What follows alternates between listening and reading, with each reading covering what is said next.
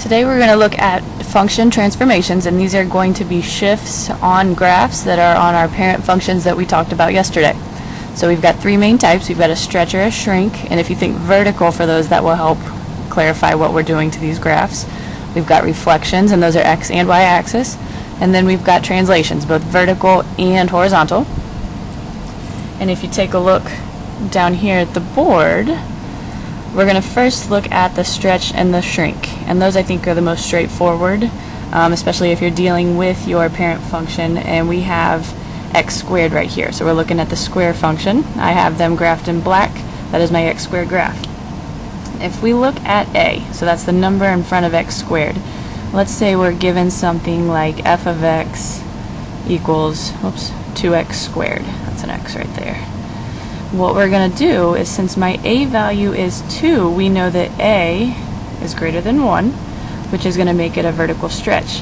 The easiest way to think of this is to say, okay, well, the number in front of x squared, if I were to graph a line, the number in front of x is my slope. Same thing is true, mx plus b. We can treat this 2, or my a, like the slope for the very first point, which is fine. All we need are 3 points. So there's nothing behind my function that's going to make it shift away from the origin, so we're still going to start at 0, 0. There's my starting point. Then we're going to treat this 2, or my a, like the slope. So we're going to rise 2, run 1. Since it's a whole number, it's a fraction over 1. We can do that in both directions.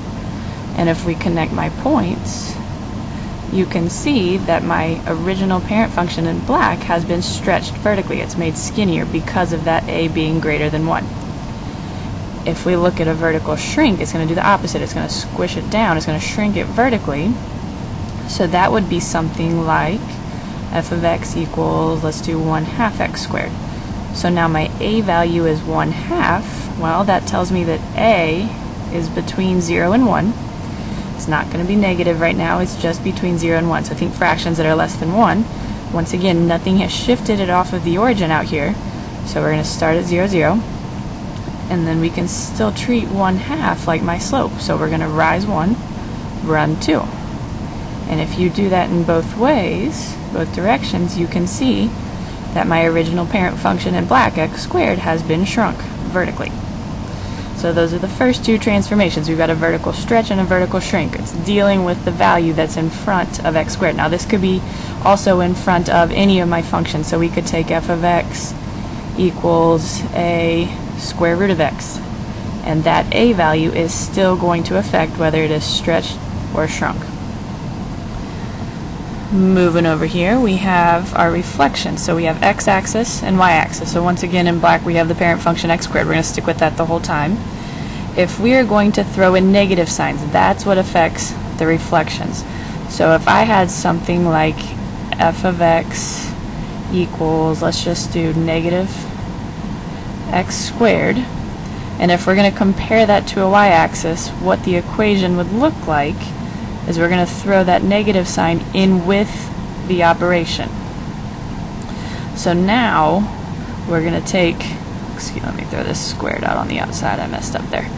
So now we're going to take the negative sign outside of my operation, make that clear, and what that's going to do is reflect it over the x-axis. So here's my x-axis, and we're just going to reflect every point. Once again, now if you look here, my a value, what's the a value? Well, it's like a 1. So you can think of that like your slope. So from my starting point, we're going to go this time down 1 over 1. Instead of rise over run, we're going to consider it a decline, since it had a negative in front of the operation. Y-axis is when your negative sign is within the operation. So now what we're going to do is we're going to reflect it over the y-axis. Well, if we already have our graph here, as you can see, if we reflect everything over the y-axis, nothing is going to change. But when we start throwing in some other values and combining our transformations, you will see that that y-axis is pretty important. Lastly, we have our translations. And one trick, everybody sees the SL here. Everybody always likes to say that's a slide. So you're going to slide your parent functions left, right, or up and down. We're going to keep with our parent function x squared. So this time we're going to keep it x minus h squared plus k. Now hk is going to affect our vertex. So let me write that here. And you guys have done these with your quadratics. Might have been a little while. If you remember that h, if it's within that operation, that sign is going to flip. That's important. With the k, the sign is going to stay. So if we look at our vertical translations, those are due to any operation or any values outside of our operation. So we're just going to keep it x squared, and we're going to subtract 3. This minus 3 is not within your operation of the square. There's no parentheses here that's going to push that inside of it. That means that it's going to be moving vertically, and the sign doesn't flip. So since that's a negative 3, we're going to shift our function down 3. So you always shift your starting point. We're going to go down 3. A value is still 1, so that's like our slope up here from the stretch. So we're going to go up 1 over 1, up 1 over 1. Remember, that only works for those first 2 points. You could draw your original parent function in black and shift every point down 3, but if you know these tricks, that speeds up the process. So we need 3 points to make a quadratic function, and there's our vertical translation on x squared.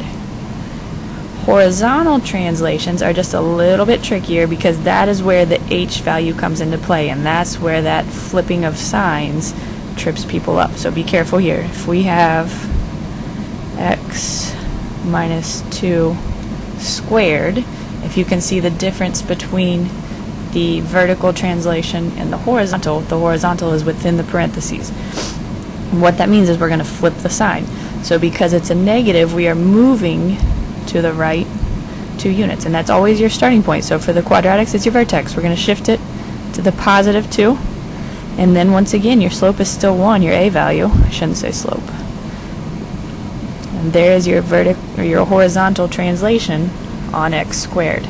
We could do the same thing if we're going to compare it to some other parent functions. We could look at f of x equals, let's do the cube root of x. So there's our parent function. If we wanted a vertical translation, that would look something like the cube root of x plus 4. So we're going to shift that turning point up 4 because it is not underneath the cube root. If we had something like f of x equals the cube root of x plus 4, do you guys see how the x plus 4 is underneath the cube root? That means in this case we are shifting it horizontally, and because it is a horizontal, we have to be careful with this sign. That means we're going to the left 4, whereas here we're going up 4. So the translations can get tricky if you are not careful with those signs.